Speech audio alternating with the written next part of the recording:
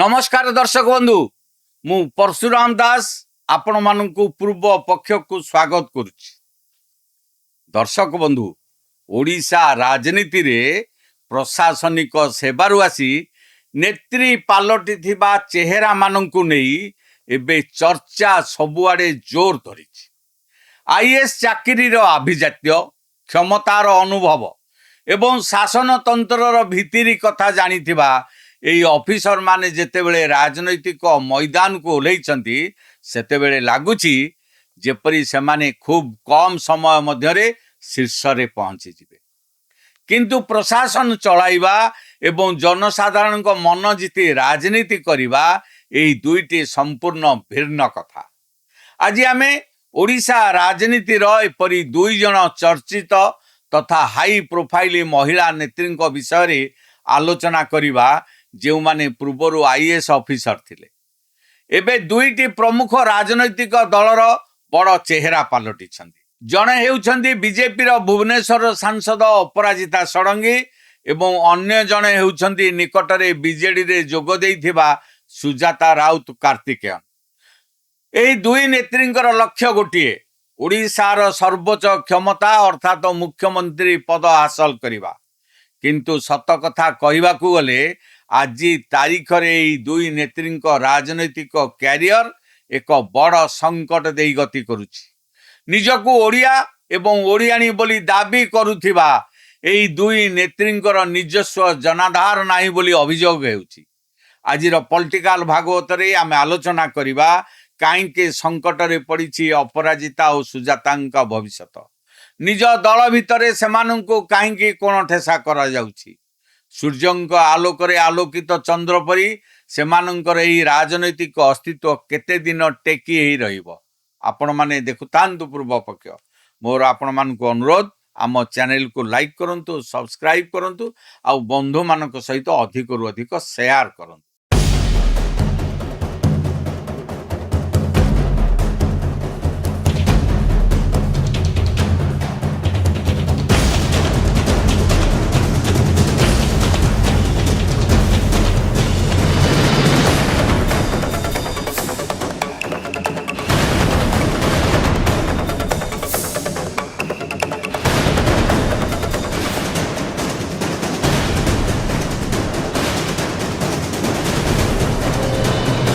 दर्शक बंधु आसंतु प्रथमे एई दुई नेत्रींकर परिचय एवं ओडिशा सह सेमानंकर संपर्क को नहीं सृष्टि होइतिबा प्रश्न उपरे नजर पकेइबा। अपराजिता षडंगी एवं सुजाता राउत कार्तिकेयन एई दुई जन जाक अविभक्त बिहार प्रदेश रे जन्म ग्रहण करिसंती। प्रथमे कथा बा अपराजिता षडंगी संपर्क रे। अपराजितांकर पूर्व नाम थिला अपराजिता मिश्र। से जन्म ग्रहण करथिले बिहार रे जहा के बे झारखंड रे रहिछि। ओडिशा क्याडर आईएएस ऑफिसर संतोष षडंगी को विवाह करिबा परे तांको ना हैला अपराजिता षडंगी। से निजको ओडिशार बहु एवं गर्वर सह ओडियाणी बोली परिचय दियंती। भुवनेश्वर सांसद भावे निर्वाचित हेबा परे से ओडिशा राजनीति रे निजर दृढ़ उपस्थिति जाहिर करिबा को चेष्टा करिबारे लागिछन। अन्यपटे रही सुजाता राउत कार्तिकेयन। सुजातांको परिवार मूलतः ओडिया होइथिले भी तांको जन्म मध्य बिहार रे होइथिला। से जने तमिलनाडु निवासी तथा पूर्वतन चर्चित आईएएस ऑफिसर भैरव कार्तिकेयन पांड्यान को विवाह करिबा परे तमिलनाडु रो कार्तिकेयन परिवार रो बहु होइछंती। सरकारी दस्तावेज रे से निज ना सुजाता राउत परिवर्ते सुजाता राउत कार्तिकेयन लिखंती।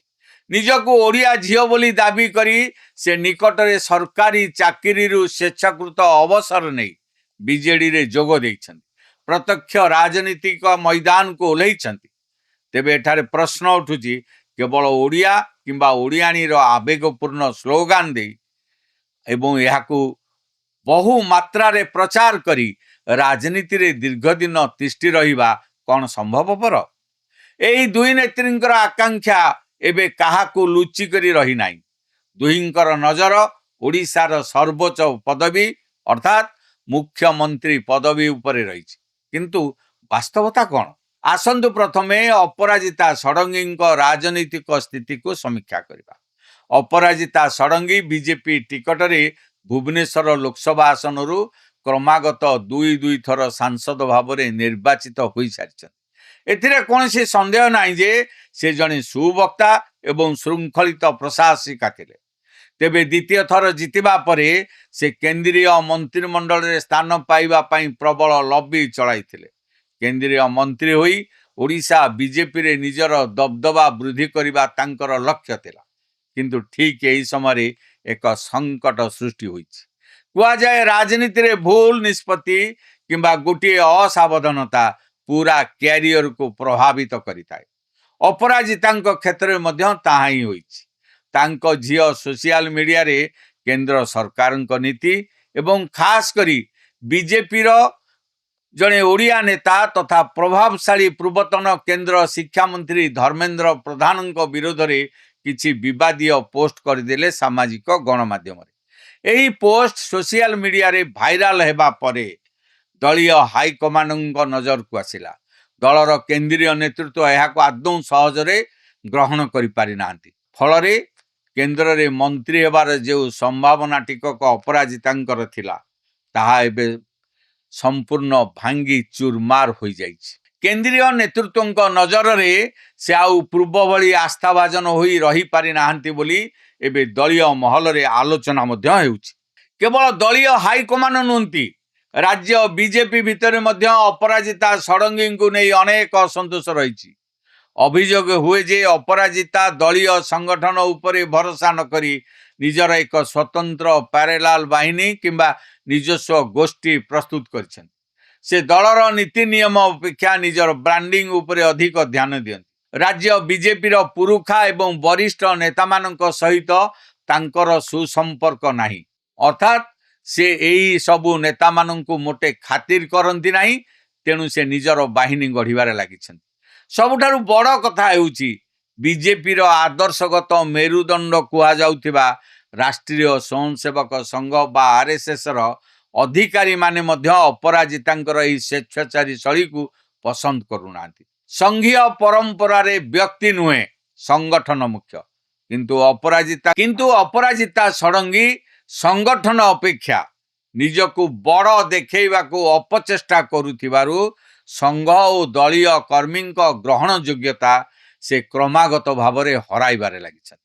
ଫଳରେ ବିଜେପି ଭିତରେ ସେ ଏବେ ଏକ ପ୍ରକାରର ଏକାକୀ ହୋଇପଡ଼ିଛନ୍ତି। ଅର୍ଥାତ୍ ସେ ଏକ ଘରିକିଆ ହୋଇଯାଇଛନ୍ତି କହିଲେ ଭୁଲ ହେବ ନାହିଁ। ଏବେ ଆସନ୍ତୁ କଥା ହେବା ଅନ୍ୟ ଜଣେ ପୂର୍ବତନ IAS ଅଫିସରରୁ ନେତ୍ରୀ ପାଲଟିଥିବା ସୁଜାତା ରାଉତ କାର୍ତ୍ତିକେୟନଙ୍କ ବିଷୟରେ। ସୁଜାତା ରାଉତ କାର୍ତ୍ତିକେୟନ ନିକଟରେ ଚାକିରି ଛାଡ଼ି ବିଜେଡିରେ ଯୋଗ ଦେଇଛନ୍ତି। ଦଳରେ ଯୋଗ ଦେଉ ଦେଉ ସେ ଅତ୍ୟନ୍ତ ସକ୍ରିୟ ହୋଇପଡ଼ିଛନ୍ତି। ନିଜର ପ୍ରଭାବ ବିସ୍ତାର କରିବାରେ ଲାଗିଛନ୍ତି। କିନ୍ତୁ ତାଙ୍କୁ ସେଭଳି ସଫଳତା ମିଳୁଛି କି? ଏକଥା ଦଳୀୟ ନେତାମାନେ ବହୁତ ଭଲ କହିପାରିବେ। କିନ୍ତୁ ଆମର ଉତ୍ତର ହେଉଛି ନା। ସୁଜାତା ଦଳରେ ଯୋଗ ଦେବା ପରଠାରୁ ନିଜର ଏକ ଅଲଗା ଗୋଷ୍ଠୀ କିମ୍ବା ନିଜସ୍ୱ ସେନା ତିଆରି କରିବାରେ ଲାଗିଛନ୍ତି।